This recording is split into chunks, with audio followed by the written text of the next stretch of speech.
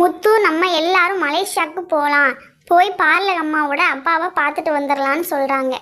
விஜயாவும் அதுக்கு சம்மதிக்கிறாங்க.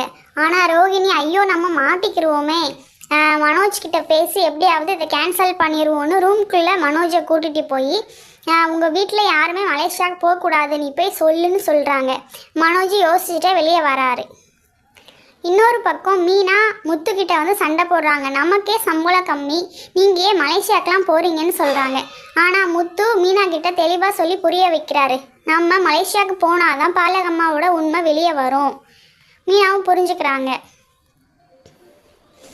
மனோஜ் வந்து வீட்டில் எல்லாருக்கிட்டையும் பேசுகிறாங்க. ஆனால் எல்லாருமே சேர்ந்து ரோகிணியை கன்வின்ஸ் பண்ணுறாங்க.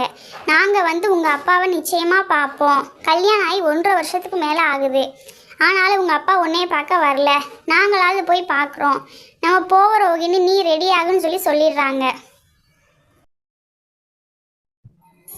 ஸ்ருதியும் ரவியும் பேசிக்கிட்டு இருக்காங்க. அப்போது ரவி, நான் பண்ணுற சீரியலில் ஹீரோவை கொலை பண்ணிட்டாங்க, ஏன்னா ஹீரோ வந்து ஹீரோயினை மதிக்கலை, அதே மாதிரி நீ என்ன மதிக்காமல் ஃபோன் அட்டன் பண்ணாமல் இருந்தீன்னா நானும் ஒன்று கொலை பண்ணிடுவேன்னு சொல்கிறாங்க. ரவி அதை கேட்டு ரொம்ப பயந்துடுறாரு. ரோஹிணி அவங்க ஃப்ரெண்டு வித்யாவை போய் பார்க்குறாங்க. இந்த பிரச்சனை எல்லாத்தையும் சொல்கிறாங்க. அதுக்கு வித்யா, நீ பேசாமல் உண்மையை சொல்லிடு ரோஹிணி, இதுக்கு மேலே மறைக்க முடியாதுன்னு தோணுதுன்னு சொல்கிறாங்க. அதுக்கு ரோஹிணி வித்யாவை முறைச்சி பார்க்குறாங்க. இனி வேறு வழி இல்லை, பேசாமல் உன் மாமாவை நடிக்கிறவரை கூப்பிட்டு அவரை வச்சு வேறு ஏதாவது போய் சொல்லலான்னு ஐடியா கொடுக்குறாங்க.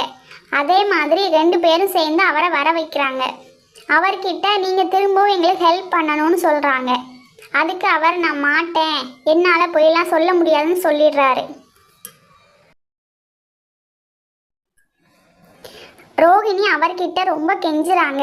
ப்ளீஸ் எனக்காக இந்த ஒரு உதவி மட்டும் பண்ணுங்க, நீங்கள் எங்கள் வீட்டில் வந்து எங்கள் அப்பாவை அவங்களோட பிஸ்னஸ் எதிரி எல்லாரும் சேர்ந்து கொண்டுட்டாங்கன்னு சொல்லுங்கள், அவங்க நம்பிடுவாங்கன்னு சொல்லி ரொம்ப கெஞ்சுறாங்க. வீடியோ பிடிச்சா சப்ஸ்கிரைப் பண்ணுங்கள், ஷேர் பண்ணுங்கள், லைக் பண்ணுங்கள்.